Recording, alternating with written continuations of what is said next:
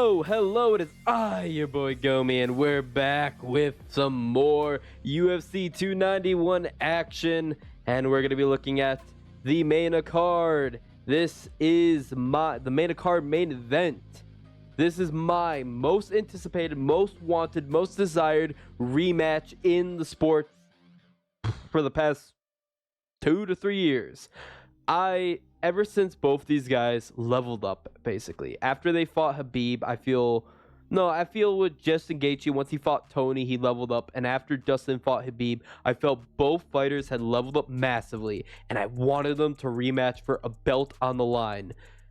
As you know, they both failed to capture a belt against one man, Charles Oliveira. That's also low-key why I don't like Charles Oliveira.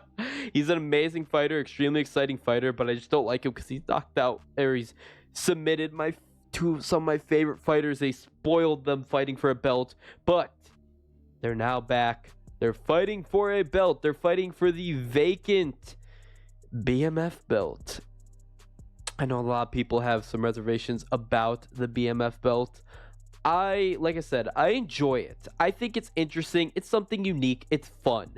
It's just an excuse to pay two guys who are some of the most exciting in the sport and pay them more and get them for 5 rounds in a title event with a lot of hype around it, a lot of excitement. That all this does is just boost more for the UFC, because this is a casual's delight. You know, there's a bunch of casual fans who are going to tune into this fight.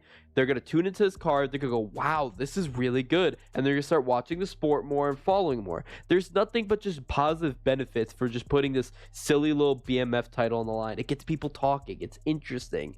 And you need to put a belt between two of the absolute baddest motherfuckers out there.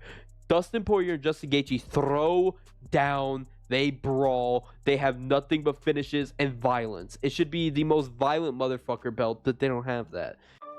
Hey guys, I got a spicy opportunity for y'all. I am partnering up with MyBookie.ag, and if you follow the link in the description below, you could get a chance to win one of 2 signed gloves from the legend himself and my guy, Dustin the Diamond Porier, in honor of his BMF title fight that goes down on 291.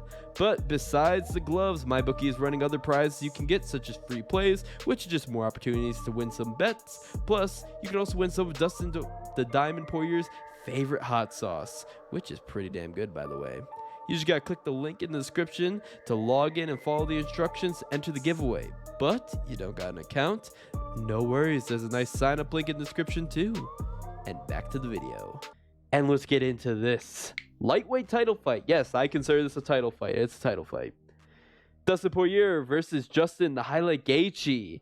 Dustin the Diamond Porier is gonna be 34 years of age, both 34. 29 wins, 7 losses, 15 knockouts, 7 submissions. Yeah, that's 22 finishes. My God.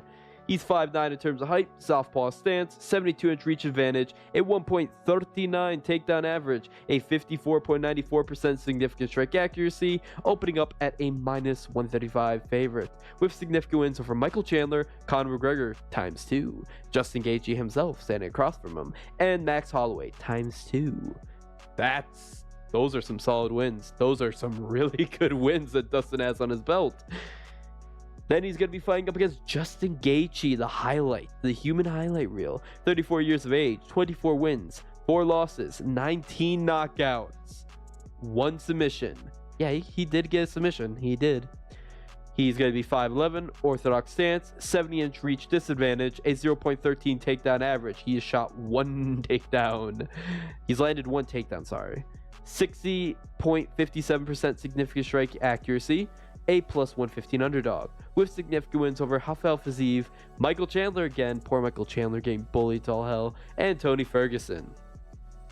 Notice how I only put 3 wins for Justin. I really looked at the rest of Justin's wins, and they're not that impressive, to be honest with you. Cowboy, James Vick, Edson Barboza. Edson Barboza is a good one. I probably could have put that on there. But Justin Gaethje doesn't have a lot of really good wins beyond that. And then also the thing to mention too is most of those fights I just mentioned were round 1 knockouts. Were all of them round 1 knockouts? They all were. So yeah, Meanwhile, Dustin went to war with these men, and he's fought like better competition, I feel, overall. And the thing is too, if you really look at Dustin's record as well too, his record is just absolutely beyond fantastic. He's I have to use Wikipedia, because I don't know why the UFC's website, which is normally such a good website, is just not working. But he has significant wins over also Eddie Alvarez, a guy that Justin Gaethje lost to. He has wins over Anthony Pettis, Jim Miller, Bobby Green, Carlos Diego Ferreira. He's got some good wins besides the ones I listed on here. He's got some really good wins, some really good fights. Dustin's been around. He's a true veteran of the sport. Back in the WC days, he is an absolute monster, and you love to watch him fight. I've always been a fan of Dustin, but he didn't really jump up to the spot of being my number 2 favorite fighter.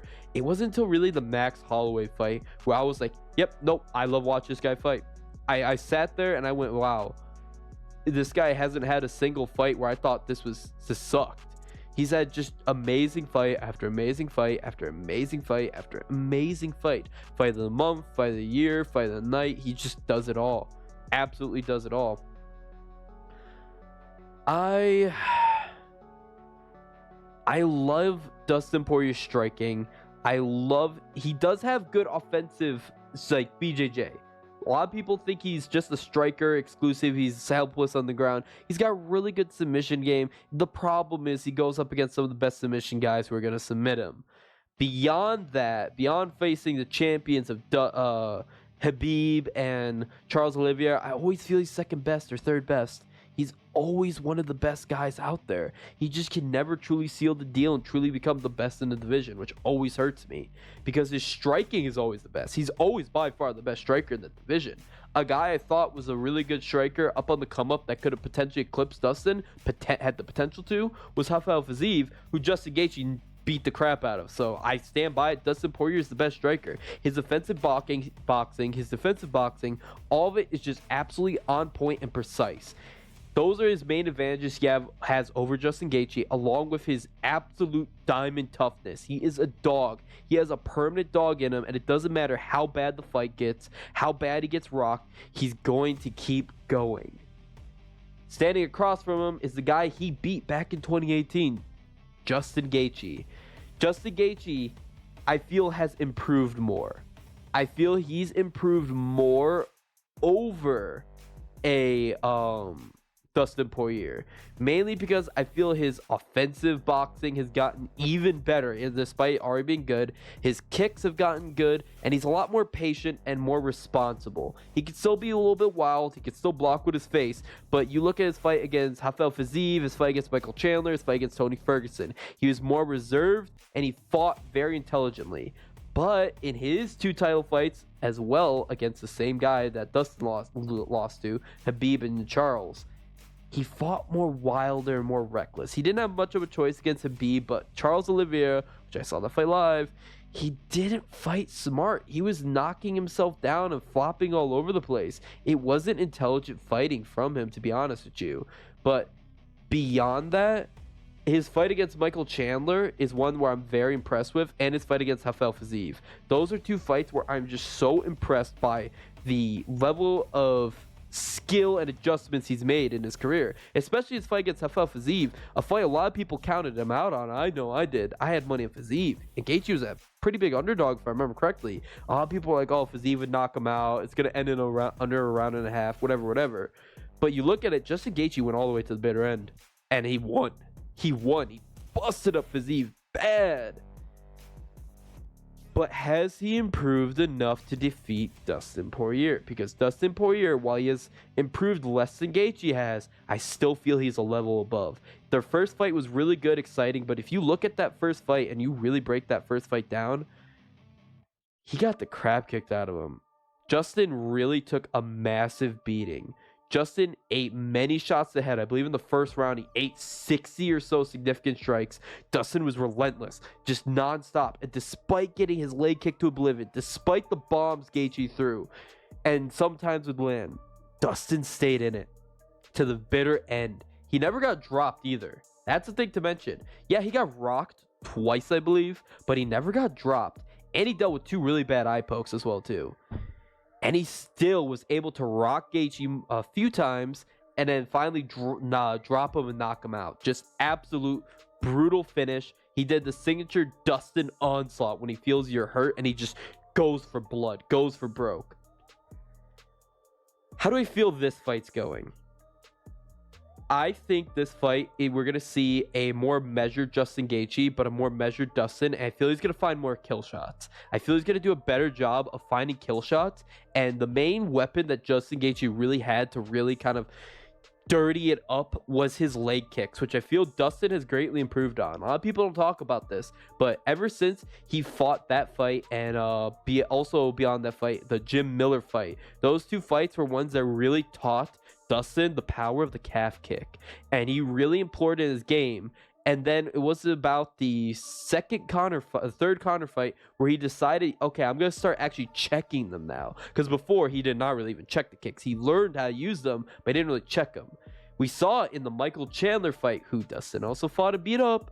Michael Chandler threw a really vicious leg kick. And Michael Chandler also really hurt Gaethje in their fight. Their fight, Michael Chandler had Gaethje limping after the fight. Michael Chandler threw one leg kick at Dustin that Dustin checked, and he didn't throw any more leg kicks. The commentary booth even said he's not going to be throwing that leg kick anymore, and he didn't because it was such a debilitating check. I feel Justin Gaethje's still the better leg kicker. He's still probably the best leg kicker in UFC right now, currently, now that Jose Aldo's gone.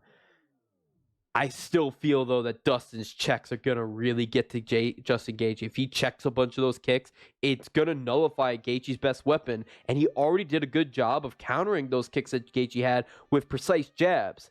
Counter those jabs with the checks. And Gaethje only now can rely on, I feel, what his better options are, is I feel he has a better uppercut and hooks. I feel his looping punches are better. But that leads us then once again to the Michael Chandler fight, where Michael Chandler had much more power and much more bombs, just like Gaethje did. Has more power than Dustin, but he wasn't able to take him out with looping shots. Gaethje has good straight shots, but they're not good enough, I feel, to get past Dustin's modified Philly shell. Michael Chandler, also one thing to mention, did say Dustin hit harder than Justin, and he fought him more recently, and we saw how badly he busted up his nose. Dustin busted up Chandler's nose. So I feel Dustin just has more offensive and more defensive options in this fight. Justin Gaethje, like I said, he's got power and he's got better hooks.